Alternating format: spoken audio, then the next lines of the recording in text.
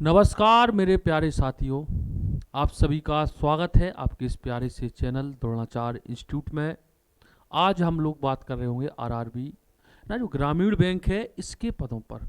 और आप लोगों को ये जानकारी नहीं होगी, कई सालों से ये पद बराबर आ रहे हैं और इसमें हमें इंग्लिश की आवश्यकता ही नहीं है ना। अगर हमें इसमें सिलेक्शन लेना है आरआरबी में, ग्रामीण बैंक में, तो हमें भाई इसमें इंग्लिश की आवश्यकता नहीं है ना। वो कैसे, एक एक चीज पर अच्छे से बात करेंगे कि कहाँ से क्या है, सारा का सारा आपके सामने मैं लेकर के आया हूँ। ठीक है प्यारे साथी, तो देखिए सबसे पहले हम बात कर रहे हैं 10,000 आपके पद हैं जो आपकी ग्रामीण बैंक भरती है। हिंदी मीडियम वाले बच्चे, ठीक है, जिनको इंग्लिश नहीं आती है वो भी सिलेक्शन ले सकते हैं। इंग्लिश की इसमें आवश्यकता भी बिल्कुल भी नहीं है। ठीक है प्यारे साथियों, और आप लोगों के लिए भाई देखो एक चीज़ और सोचिए, जैसे इस साल जो भी आपका रिजल्ट आउट हुआ है, चाहे वो आपका एसएससी का हो, है ना, सीजीएल, सीएचएसएल, सीपीओ, एमटीएस, जो भी रिजल्ट आउट हुए हैं उसमें लगभग लगभग आपका 90% स्कोर गया है प्लस। लेकिन जो अभी बैंक है तो इसमें इतना अभी कंपटीशन नहीं है भाई, नामुमकिन। इसमें कंपटीशन तो है लेकिन उतना ज़्यादा नहीं है, क्योंकि इसमें ना तो आपका रेलवे का बच्चा आता है और ना आपका एसएससी का बच्चा आता है। ठीक है, तो इस पर चल गए आगे जानकारी करेंगे कौन सा सब्जेक्ट कितना है। ठीक है प्यारे साथियों, चलिए देखिए क्या हमें इसमें इंग्लिश की आवश्यकता है। पहला पॉइंट तो नहीं है भाई, अब वो मैं आगे बता दूंगा कि क्यों है और क्यों नहीं है। इंटरव्यू, तो इंटरव्यू भी नहीं है। कंप्यूटर सर्टिफिकेट, तो ये भी नहीं है। ये तीनों चीज़ों की मुझे आवश्यकता नहीं है। इस पर हम लोग अच्छे से बातचीत करेंगे आगे क्यों नहीं है। देखिए अगर हम बातचीत करें भाई, तो ईयर्स 2022 में जो आरआरबी बैंक भर्ती थी 8,000 प्लस पोस्ट थे। 2023 में कितने पद थे, तो 2023 में 9,000 प्लस पोस्ट थे। 2024 में कितने थे, तो 12,000 प्लस। और 2025 में बेटा कितने थे, 10,000 प्लस पद हैं। 10,000 प्लस पद हैं और इसकी जानकारी आप लोगों को नहीं है ना भाई। इसकी डेट भी आ चुकी है, नोटिफिकेशन आउट भी हो गया। और रेलवे एक ऐसा एग्जाम है कि जिसका नोटिफिकेशन आपको एग्जाम से मात्र 1 महीने पहले मिलेगा, है ना। और उसका जो आपका प्री मेंस सारी चीज़ें पहले से ही क्लियर होती हैं कि कब प्री होना है, कब मेंस होना है और कब ज्वाइनिंग लेटर होना है। ये सारी चीज़ें पहले से तय होती हैं। यानी कि मानिए कि आपको मात्र 6 महीने में नौकरी मिल सकती है, मात्र 6 महीने में। ठीक है, तो आगे चलते हैं। ये सारा डाटा देख लिया, 22 में भी आई, 23 में, 24 और 25, लेकिन इसकी आप लोगों को जानकारी नहीं रही। देखिए भाई, आरआरबी पीओ और आरआरबी क्लर्क, ठीक, तो इन सभी के, हाँ एक चीज और, इन दोनों के लिए आपको ग्रेजुएशन आवश्यक है, ग्रेजुएट होना आवश्यक है। जिस दिन आप फॉर्म फिल करेंगे उससे पहले आपके पास ग्रेजुएट की मार्कशीट होना आवश्यक है, तभी आप इसमें फॉर्म फिल करेंगे, चाहे वो आपका आरआरबी पी हो, चाहे आपका आरआरबी क्लर्क हो। क्लियर हुआ, आगे चलिए। देखिए भाई, अगर हम इसमें बात कहें, दो आपका पेपर होगा, पहला प्री और फिर मेंस। प्री क्वालिफाई करना है तो इसके लिए थोड़ा सा देखो, डरना नहीं, समझना। अगर आपका प्री है तो प्री में आपका रीजनिंग होगा, तो क्वेश्चन होंगे 40 और मार्क भी 40 होंगे, 40 क्वेश्चन 40 नंबर के, लेकिन टाइम मिलेगा आपको केवल और केवल मात्र 25 मिनट का। मैथ की बात कहें तो मैथ में बेटा आपको 40 मिनट, है ना, 40 मार्क होंगे और 20 मिनट का टाइम होगा।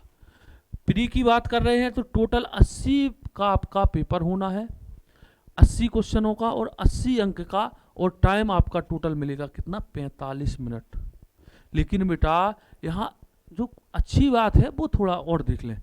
आपको ये लग रहा है कि टाइम कम है, लेकिन जो इसकी कट ऑफ रही पिछले साल की वो कितनी रही, थोड़ा इसको देख लें। जैसे बिहार की देखेंगे हम, तो बिहार की कितनी रही, 45 रही। उत्तर प्रदेश की कितनी रही, 53.75। लगभग लगभग उत्तर प्रदेश की, इसकी हरियाणा को देखें और राजस्थान को और उत्तराखंड को छोड़ करके लगभग सबसे अधिक ही आपकी उत्तर प्रदेश की थी। क्लियर हुआ कि नहीं। है ना। तो अगर आपके लिए भाई 45 मिनट का टाइम है और 45 मिनट में से अभी देखना क्वेश्चन कैसे आते हैं, है ना। जब आपको टाइम कम मिलेगा तो क्वेश्चनों का लेवल भी हल्का होगा। सारी बातें हम अच्छे से कर रहे हैं, ठीक है। मध्य प्रदेश की बेटा 50 रही, और ये मैं जो बता रहा हूँ ये जर्नल की है, आपकी कट ऑफ किसकी है, जर्नल की। हिमाचल, कर्नाटक, छत्तीसगढ़ की 49 रही, आंध्र प्रदेश की 39, पंजाब की 52 रही भाई, है ना, और तेलंगाना की कितनी रही, 39। तो ये आपकी सारे स्टेट की क्या है, कट ऑफ है प्री की। क्लियर हुआ। तो अभी हमें क्या करना है, प्री के लिए ये आपका 40 नंबर का आपकी मैथ आना है और रीजनिंग आना है, और लेकिन रीजनिंग के लिए 25 मिनट का टाइम रहेगा और मैथ के लिए आपको 20 मिनट का टाइम रहेगा। चलिए थोड़ा फास्ट करेंगे। अब आगे आपका ये मेंस का सिलेबस है। अब ये आपको मेंस में भाई क्या क्या लगना है, थोड़ा सा आप यहाँ देखें कि मेंस में क्या लगना है। तो मेंस में आपका रीजनिंग आएगा। अब देखो यहाँ क्वेश्चनों की संख्या बढ़ गई, 40 हो गई, यहाँ भी 40 हो गई, लेकिन हिंदी और इंग्लिश दो में से एक आएगा 40 नंबर का। अब भाई यहाँ जरूरी थोड़ा है कि आप इंग्लिश लो, इंग्लिश नहीं आता इंग्लिश को हटा दे, क्या आएगा आपका, हिंदी आएगा। लेकिन टाइम तो देख लें, यहाँ भाई 40 का आएगा और यहाँ 50 अंक होंगे आपके, यहाँ 50, यहाँ 40 ये अंक है और ये आपका टाइम है, ठीक है। 40 क्वेश्चन होंगे और टाइम कितना लगेगा, 30 मिनट का आपको टाइम मिलेगा। मैथ के 40 क्वेश्चन, 30 मिनट का टाइम, हिंदी के 30 मिनट का टाइम, और आपका जीए में जनरल अवेयरनेस में आपको हिस्ट्री, पॉलिटी, जियोग्राफी ये सारी चीज़ें नहीं पढ़ना है, इसमें आपको कंप्यूटर पढ़ना होगा थोड़ा सा, ठीक। और जो आपकी सामान्य जानकारी है उसी से क्वेश्चन आएंगे, लेकिन टाइम 15 मिनट का रहेगा। कंप्यूटर के लिए 40 क्वेश्चन, टाइम 15 मिनट, और टोटल आपके 200 क्वेश्चन, 200 मार्क, और आपका 120 मिनट का ये टेस्ट होगा। कितने का टेस्ट होगा, तो बेटा 120 मिनट का टेस्ट होगा। क्लियर हो गई बात, ठीक है। ये आपका मेंस का था, प्री भी देख लिया, मेंस देख लिया, ठीक है। तो अब आपको एक चीज और देखना कि देखो ऑफिसर स्केल 1 इसकी एग्जाम डेट आ चुकी है, कब है, 27 जुलाई, है ना, 2 एंड 3 अगस्त को 2025 में। ऑफिसियर, अच्छा ये जो आपका ऑफिसियर स्केल 1 है और ऑफिसियर असिस्टेंट है, तो ये आपका किसका है, ये आपका क्लर्क का है और ये आपका पीओ का है, ठीक है।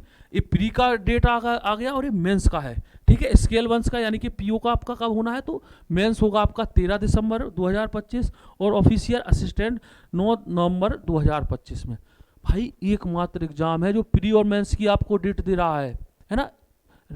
क्लियर हो गई बात। और जो आपका बैंकिंग है, ठीक, प्री आपका कब होना है, 27 जुलाई, पीओ है, और क्लर्क का 30 को होगा अगस्त में, और इसका कब होगा, 30 और 9 अगस्त को, 13 और 9 अगस्त को। ध्यान क्लियर हो कि नहीं, आगे चलिए भाई। आरआरबी क्लर्क में भी ग्रेजुएशन लगना है आपका, और आरआरबी पीओ में भी ग्रेजुएशन लगना है, ठीक है। आरआरबी क्लर्क के लिए जो जर्नल की एज है वो कितनी है, 18 से 28 है, और आरआरबी पीओ के लिए कितनी है, 18 से 30 है, ठीक है। ये आपका एज है। अब आ जाइए थोड़ा सा एग्जाम, है ना, कि कौन सा आपका टॉपिक सबसे अधिक आना है, बस मैं आपको बता रहा हूँ। देखिए यहाँ से जो इनका वेटेज है वो आप थोड़ा सा देख लें। देखो इनइक्वलिटी, तो ये लगभग 4 से 5 क्वेश्चन आते हैं, है ना। ये प्री का है, प्री का सिलेबस है 40 में से। और सिलोरेज में तो ये भी भाई 1 से 2 आएगी, है ना। Alphabet, number series, coding, decoding सब आपके 1 से 2, है ना। लेकिन जो ब्लड रिलेशन है या आपका डाटा, डायरेक्शन एंड डिस्टेंस, भाई इनमें से 4 से 5 क्वेश्चन बनेंगे, लेकिन बनेंगे एक ही, है ना। इन दोनों में से बनेंगे 4 से 5। नंबर बेस्ड हो गया, ये word number based, setting arrangement हो गया, पजल्स, भाई पूरा का पूरा रोल किस में है, इसका पजल्स में है। क्लियर हो गई बात। तो भाई जो पजल्स है ना, पजल्स आने हैं आपके 20 से 25 नंबर के। बात आ रही ना समझ में, 20 से 25। मान लीजिए एक पजल होगी और इसमें 5 आपके क्वेश्चन, 5 क्वेश्चन होंगे, ठीक है। तो ये मान लीजिए कि पूरा का पूरा जो प्री एग्जाम है ये आपका रीजनिंग का है, ठीक भाई। तो इस हिसाब से आपका ये रीजनिंग आना है, और रीजनिंग में मेन जो रोल है वो आपका पजल का है। अब इसी प्रकार अगर हम मैथ को देखें, तो मैथ में भाई सर्वाधिक जो पूछा जाना है, आप ये मान लीजिए कि सिंप्लीफिकेशन हो गया, नंबर